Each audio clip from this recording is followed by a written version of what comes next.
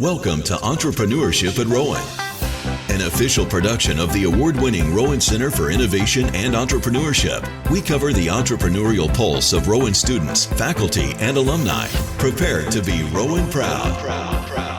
Hello, Rowan University. I'm your host, Madison Miller, and welcome back to Season 5 of the Entrepreneurship at Rowan podcast, where we're focusing on creative entrepreneurship. Today, I'm here with Patrick Ahern, a Rowan alum, professor of puppetry at Rowan, and a professional puppeteer. I'm so happy that you could join us today this morning, and I'm dying to know more about your career and your industry. Well, thank you, Madison. Yeah, thank you so much for coming. I'm so excited. So to start, super easy question. I just want to learn a little bit more about you and your background and just what got you started with puppetry. Well, actually, as you said, I'm an alumni, so I did my undergraduate actually here at Glassboro State College a while ago, and I was a music major, music performance and education. So I did do that. So I was here, and then I actually came back and I did my master's here. But while I was in my master's, I thought, oh, this is kind of neat. I think I'll take a puppet class. I need an art class. And there was a professor here, Dr. George Neff, who was teaching it. He started the program, the puppetry program. I don't know. I would say it could have been early 70s or late 60s, I guess. Anyway, so then I took a class there. I was like, wow, this is really great. And then I went to California for a year to teach music. It was middle school music. And I was like, oh, it's just not quite the right fit for me. I'm just not made of the same stuff to do that. So I came back and I just started doing puppetry, starting with him and then starting with the school. And then from there, just, kind of went by performing and building and all that kind of stuff. So I am so curious. So what kind of puppets are you making? So you said building, performance. What are the different types of things you can do in puppetry, and which ones do you teach, and which ones do you do? Yeah, puppetry is kind of a wide base, but basically if you think of more either performance, animating the characters or building them. There's also writing for them and all the dramaturgs and everything like that. But we'll say they're the two basic areas. In the classes here, I teach, beginning stuff, but basically they do build puppets, and their final exam is actually putting on a puppet show. So we work towards how to get a production together that way. I started really more performing when I started. This is with George Neff. Performed with him for a while, and then also down in Atlantic City and doing a little walk around stuff. So there's different styles of puppets. When you think like the Muppets, they're kind of like a hand rod puppet. Your hand is in the body, operating the mouth, and then you have a stick to operate the arm, a rod. And so you get, a lot of people are very familiar with that. Some people still remember Mr. Rogers in his neighborhood and the glove puppets, they're called hand puppets also, but the glove puppets, and you wear it like a glove and you operate your arms this way. And stuff. I know you can't see on the radio, but there we go. And but anyway, I do mostly like hand rod or ventriloquist type things. In fact, most of my work for probably about 20 years was walk around entertainment, ad-libbing with a puppet in a ventriloquist like style, like 5-foot tall characters with animal heads and human bodies, and casinos, fairs, bar mitzvahs, weddings, things like that. We just kind of go around and talk to the people, all ad-lib, things off the top of your head. Actually working in shows and things. And now the last number of years, probably 10 years or so, I've been building, I've always been building puppets, but now I've been building them and renting them out for different shows. So like people who do like Little Shop of Horrors, or if they do Avenue Q, which need a lot of puppets, sometimes they will make them, but a lot of times they're like, oh, this is too much of a thing. So they hire someone like, I'll make puppets. Like I just made a Milky White for a show, and now I'm working on some dragons. So I'm always having something built in the house. So yeah, nice. That's awesome. I love Into the Woods. I caught that. That is so cool. So yeah, what made you want to start a business doing it? Well, actually, so it's sort of still I don't know if you still call it a side hustle, still a side thing, which I've really been doing. I still have to get kind of out of step. It's still all word of mouth. I don't have a website right now. I have to get that back up and everything. But I liked it because I've been an adjunct here for a number of years, actually since 1990, I guess. So I've been here for a while, adjuncting, teaching a class or two of puppetry every semester. And then I work in different theaters, like building and stuff. And I thought, well, this is something I can, instead of always having to work for somebody, it's me, it's my stuff, and then I can rent them out to different people. I like the creative aspect and performing. Sometimes I actually perform for some of the shows, or sometimes I give them workshops to teach them how to do that. So I still get involved. It just seemed like another creative outlet, avenue to express myself that way. So is it cool getting to see them sort of come to life on the stage when you're building them and making them? It's always when the first time they're being used and I'm not using them, it's like, I hope it's okay. You try to teach them how to operate it, but then again, you don't know when you have puppets. Like I have a dragon for Shrek. It's 22 feet long. So it takes 4 people to operate that. And so obviously I don't do it myself, but I teach people to do that. But then they have to work as a unit together. So it's actually neat when you start seeing them, oh, they're starting to feel what the other performer's doing, and you actually operate this character. So it is nice when you see it come to life. And, like anything, you're directing, if you're working with just actors saying, oh, do this or reach for that or think about that. These are motivations. The puppeteer is the same way. You're actually putting your personality into this object. And it's not so much an object now when it becomes a character, a personality, a life that you're actually animating. So, yeah, it's just a great feeling. That's perfect. That goes right into my next question. So when you're making the puppets, they have characters attached to them for the theater ones. And like you said, Dragon from Shrek, that's something that's it's already an established character. Do you ever make puppets that have their own characters? And then if so, how do you, in both aspects, the characters that are already written and then the characters you make yourself, do they have, do you feel like you're able to attach a character to them when you make it? And then how are you able to express that from what you built to the person who's using it next in that show? Mm-hmm. Yes, I do. I mean, I guess most of my work is, doing things that, because I'm still trying to rent them out and stuff. So a lot of times it's for established shows or things like that. So they do have characters, but it's within reason then too, even if you're doing something that's done. If you're doing Frozen, I have an Olaf and a Sven, but they kind of look like the things from the movie because that's what everyone thinks, Disney and stuff. So they're kind of more of a defined type character and stuff. But yes, I do make a bunch of things that are just my own, and they might be used in some original shows or they said for TV, series and stuff like that. I've shot a lot of things. Well, a lot of pilots have gone nowhere, but so I saw a lot of things trying to get that. In fact, we shot one here a number of years ago when you used to have Telerific. I don't know if you still have that show in the television 2 class here, but nice. They used to do a children's thing there. Even then, sometimes, actually one time we did a dragon for a guy. He was a horror show host. He was trying to make a comeback, so they just said make a dragon. He'll have to explode and that kind of stuff.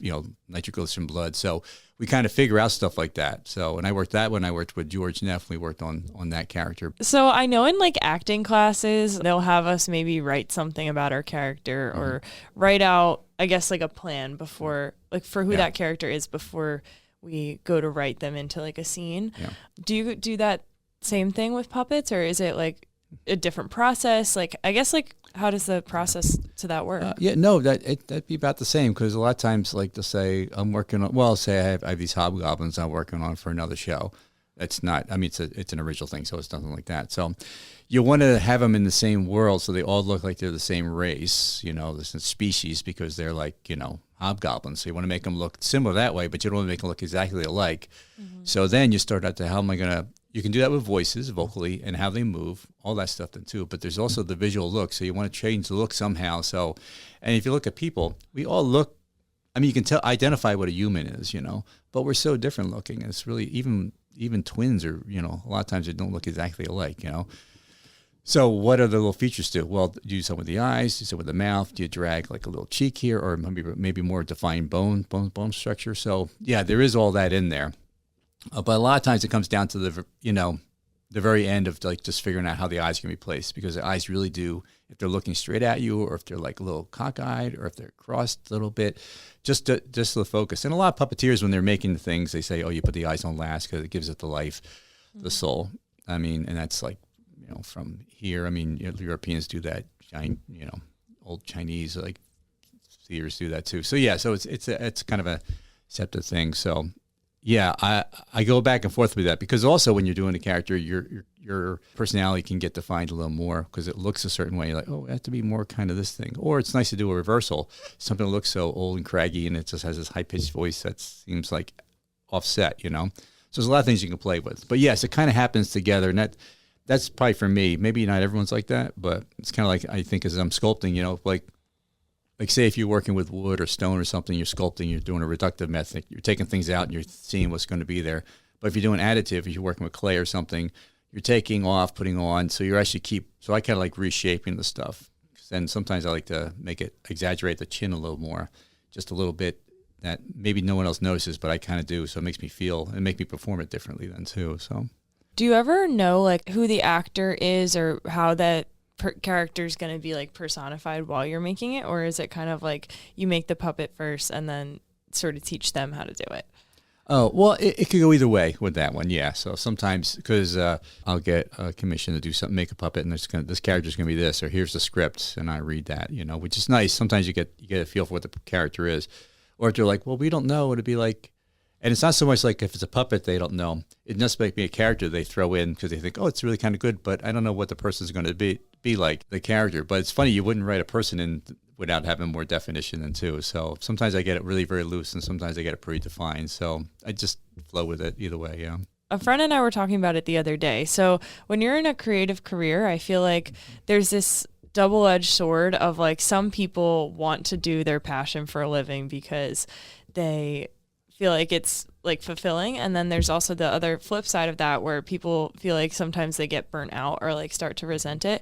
How are you able to keep doing, this creative passion of yours and making it for people on the side and teaching here at Rowan? How are you able to still be creative in that without burning out from it?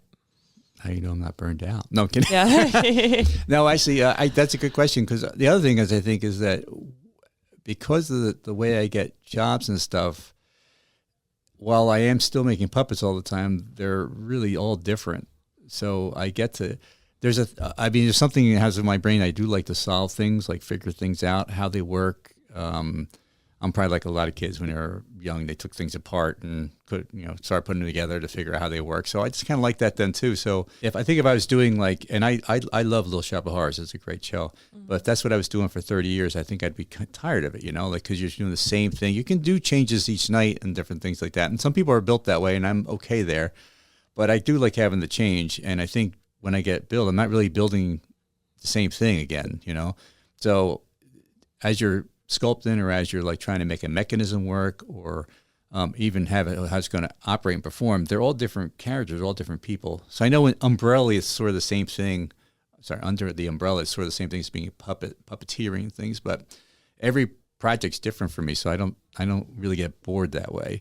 I was super excited when I get something, so I run through the things that I could do in my head. And a lot of times when you're doing creative, you're doing things, okay, well, this worked before, so let me try a variation of that. But then sometimes you're like, well, I've never done this before. Let me just start from scratch and do and go with there. So yeah, I'm not really bored that way at this point. So that's good. Yeah, so that's probably how I avoid it. I don't have to, because it's different all the time for me. I'm sure even teaching too, it's always different students with different ideas and stuff. Yeah, it is. I said, I've been here a long time teaching here, but it has been different. But also, I've also, every few years I'll change the class up. So I'm not teaching the same thing for 30 years. I mean, besides the field changing, you can only cover so much, but besides the field changing, there's not just one way to teach this class. So I can just change that up then too. So some people get something a little different. Basically, I said, they do make a few puppets, 2 to 3, maybe 4 puppets in a semester, and then they have to put a puppet show. But we talk about the different styles and everything. So, yeah. Something I just thought of. So, during the pandemic, live theater was something that was, unfortunately shut down. How were you able to pivot during that time and then still come out of it, still being able to sell your work and still being able to, do stuff in the community with puppetry, even though that medium was, unfortunately got. Yeah, well, that's funny. That's a weird time, because right before that, I said I've been doing this as kind of a side thing, and I, work at, the school here. I also do, technical directing at different places, like, Cumberland County down there, and I work at Upper Darby. I have different jobs throughout, not full time, but throughout the year and stuff. But then I thought, I really should just do, the building the puppets and renting them out and doing that full time. I should just, so it was kind of like I was doing the push. Sometimes I procrastinate a little bit, and it was kind of good, because as soon as the pandemic hit, it was 2.5 years. I had no rentals, like nothing. So that just dried up totally. So that was kind of a drag, really, because of course we didn't know how long it would last and all that kind of stuff. So no one was doing live shows. I had things that were already booked and they had to cancel because they had to close right away. Mm-hmm. So yeah, that was kind of a really bad time for me. So I was able to kind of limp along, still teaching here and doing some other online stuff. But I wish I did pivot. Now I said if I'd known it would be longer, but a number of people went into doing things like online, like videoing, do lessons here, or we'll do a little short vignettes and stuff. I didn't quite get that going. So yeah, that kind of suffered. But what I did then is I kind of, the characters I had, I kind of refurbished, make sure they were better. And then I just worked on a couple new things then too. of my own, and then things that I possibly think, might be some shows that might happen. So how do you balance sort of like the creative part of what you do with also like the more administrative stuff? So like emails and meetings and, handling like the actual paperwork with clients and stuff versus like the creative stuff. How are you able to balance your time there? Yeah, so that's a little difficult, not for everybody, but a little difficult for me, I think. I'm not necessarily bad at paperwork. I'm just slow at it. I mean, getting back emails and sending out contracts and, that's one of the things about, I am like a sole proprietor. I mean, I do have people once in a while will work for me if I have a bigger project, but it's usually mostly me. And a lot of puppeteers don't mind that. They're like, or else they're married, they're a couple, will work on doing this together.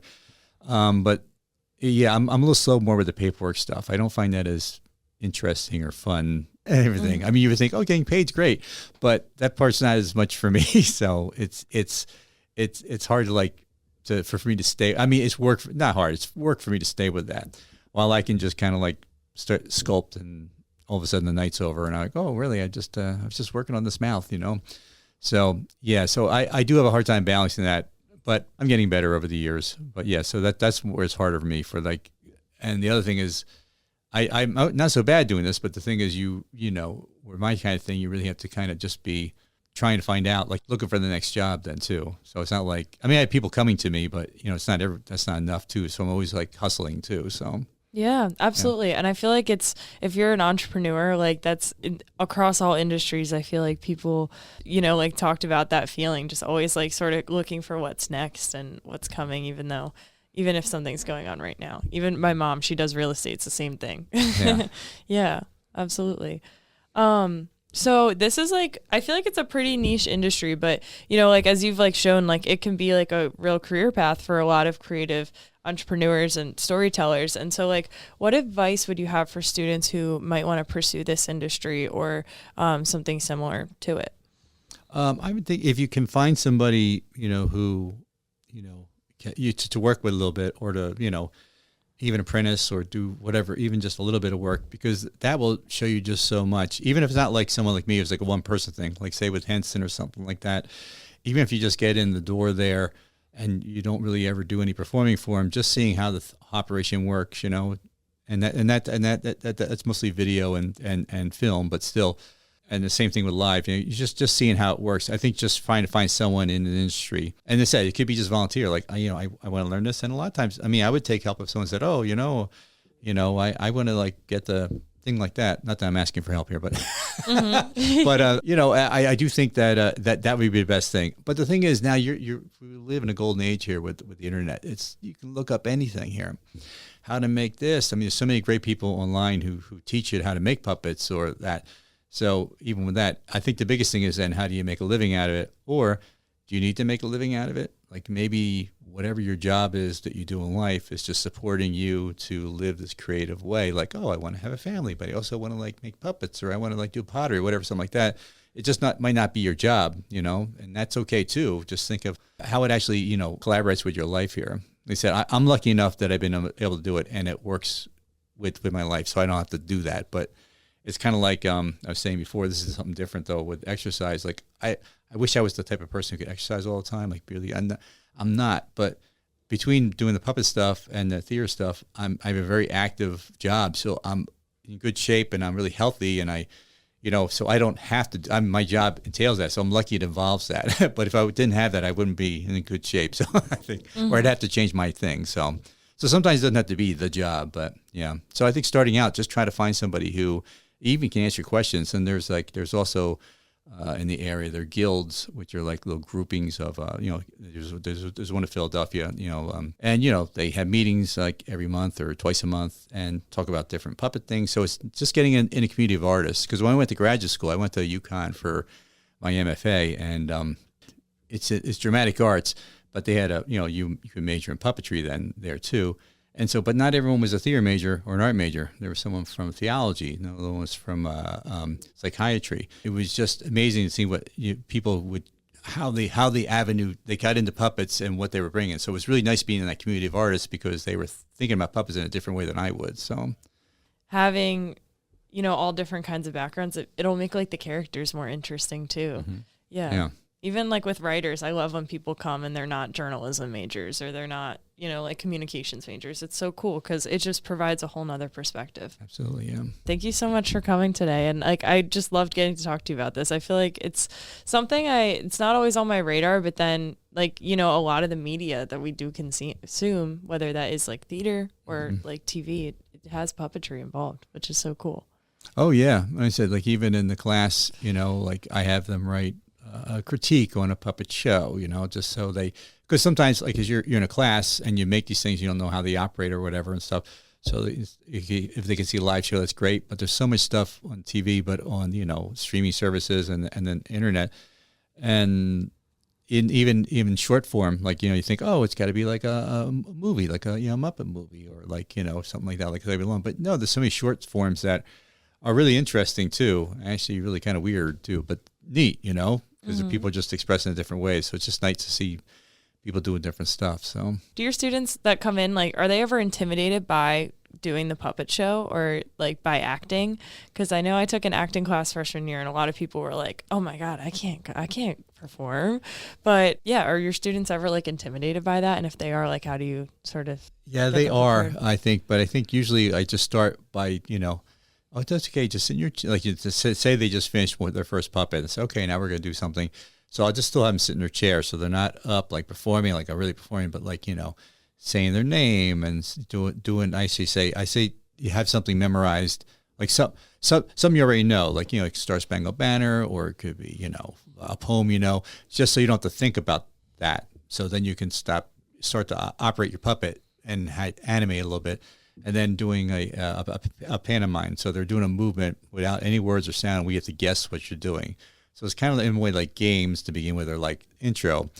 But then when I actually have them start doing things, when I have the stage, I have like a puppet booth so they stand behind it. So the audience doesn't get to see the puppeteer. They just see the puppet. So just having that little safety net, just people open up a little bit more because they feel like, oh, they can't see me, And it is, it's just something you just have to not worry about. So there's some who do get worried, but once everyone starts doing it, they're okay with it, and then some you can't stop. They just, yeah, for real. That is so cool. If I had one more semester at Rowan, I totally would have taken that class. That sounds so fun. Oh, good.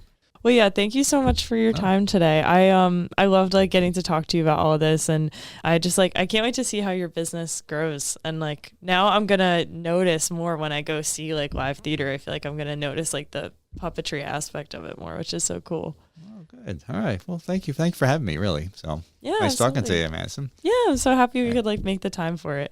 Yeah, and then for those of you at home, stay tuned to hear more stories just like this. And yeah, just again, thank you so much for being here. Thank you for listening. Rowan is proud to be an official knowledge hub of the International Council for Small Business. Our AACSB award-winning entrepreneurship programs challenge students to solve real problems in bold and impactful ways. If you're interested in supporting entrepreneurship at Rowan, or want to get more involved by hiring an intern, speaking to a class, or being featured as a case study, contact us at rcie@rowan.edu.